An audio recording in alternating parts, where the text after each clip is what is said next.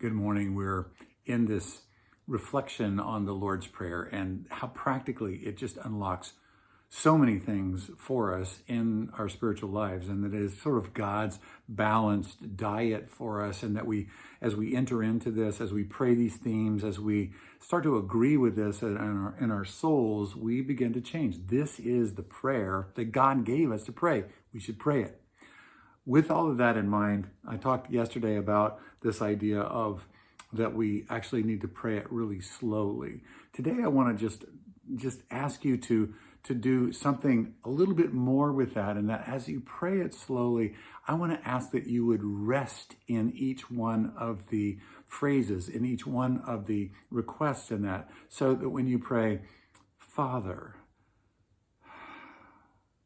and you rest in God's Father love, that you pray, hallowed be your name. Lord, I want your name to be in first place, to be in the place of high honor.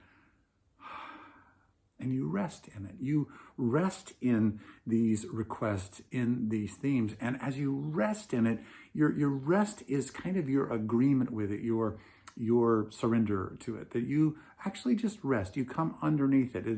It's God's easy yoke. Lord, your will be done, not mine, your will be done. And we rest in these statements. Give us today our daily bread. Lord, you are the one that takes care of me and my family and the people that I love. You are. And I rest in that.